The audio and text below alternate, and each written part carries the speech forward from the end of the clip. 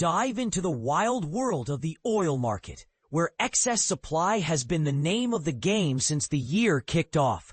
But prices are stubbornly hovering around $70 a barrel. It's a roller coaster that defies simple logic, and we're here to unpack every twist and turn. But here's where it gets controversial. Could this surplus be a ticking time bomb for global energy stability? Or is it just the market's way of adapting to a greener future? Stick around as we break it down for beginners, making the complexities of supply, demand, and geopolitics feel like a friendly chat over coffee. Let's start with the basics. The oil market has been running a surplus from the very beginning of 2025. But where has all that extra stock been piling up? It's been mostly in the form of crude oil stockpiles in China and natural gas liquids, NGLs, in the United States. Think of NGLs as those versatile byproducts from oil and gas production, like ethane or propane, which are crucial for everything from plastics to heating. By September, things heated up with a big jump in production from the Middle East, right when seasonal demand for crude in that region dipped. This combo boosted exports to levels not seen in 2.5 years. And when you add in strong shipments from the Americas, it led to a massive buildup of oil on water. That's industry lingo for the crude sitting in tankers at sea, waiting to dock.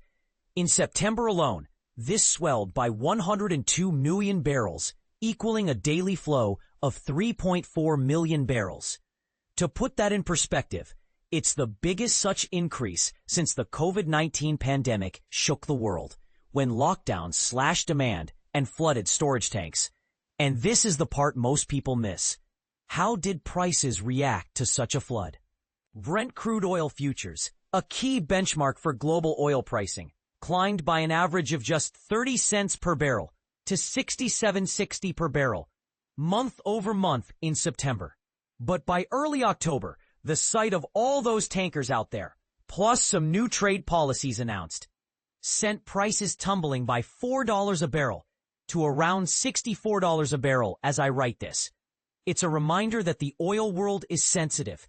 Even a whisper of oversupply can push prices down, affecting everything from gas station pumps to international trade deals. Zooming out to the global picture, oil supply in September shot up by a whopping 5.6 million barrels per day compared to last year. OPEC+, the alliance of major oil-producing countries, led by Saudi Arabia and Russia, chipped in 3.1 million barrels per day of that growth. How? Well, the group's 8 core members dialed back on production cuts they had in place, and countries like Libya, Venezuela, and Nigeria saw impressive gains. For example, Libya's output bounced back after years of instability, while Venezuela ramped up despite sanctions. Based on their latest pact, OPEC Plus is gearing up to ramp output by an average of 1.4 million barrels per day this year, and another 1.2 million in 2026. Non-OPEC Plus producers, including heavyweights like the United States, Brazil, Canada, Guyana, and Argentina, are expected to add 1.6 million barrels per day in 2025 and 1.2 million in 2026, with the U.S. shale boom leading the charge thanks to innovative drilling tech. Of course, risks lurk in the shadows. Sanctions on Russia and Iran are stirring up geopolitical tensions, making it harder for these countries to export freely. And speaking of Russia, persistent attacks on its energy infrastructure have slashed crude oil processing by about 500,000 barrels per day, causing fuel shortages at home and reduced exports of products like diesel and jet fuel. This global scramble for alternatives has driven up prices for diesel and jet fuel.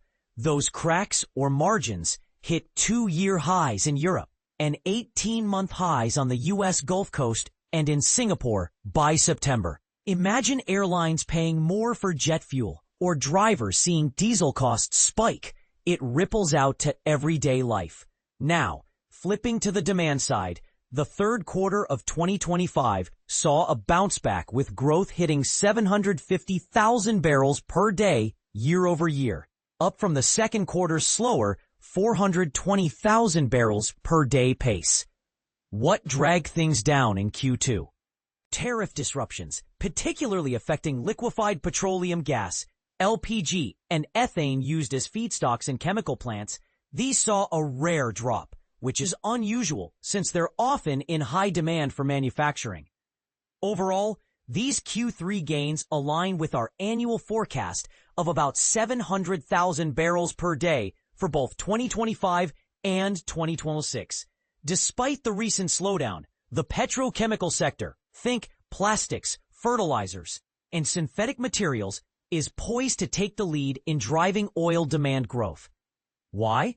Well, economic headwinds, more efficient cars, and the rise of electric vehicles, EVs, are putting pressure on road transport fuels like gasoline.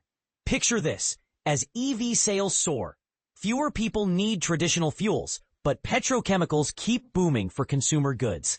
Amid this mix of tepid demand growth and surging supplies, global oil inventories have shown a 1.9 million barrels per day surplus so far this year. Yet crude prices have stayed fluctuating around $70 a barrel. What's keeping them in check? From April through August, NGLs were the main culprit in the stock overhang.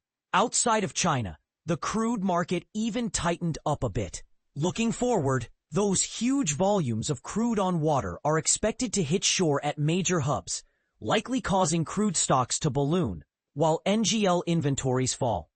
But here's a controversial twist: the loss of Russian product supplies, upcoming EU bans on imports from Russian-sourced feedstocks, and recent refinery shutdowns might keep product markets, like those for gasoline or diesel, tighter than the overall surplus suggests. Is this a sign of resilience in the face of change, or a hidden vulnerability that could lead to shortages?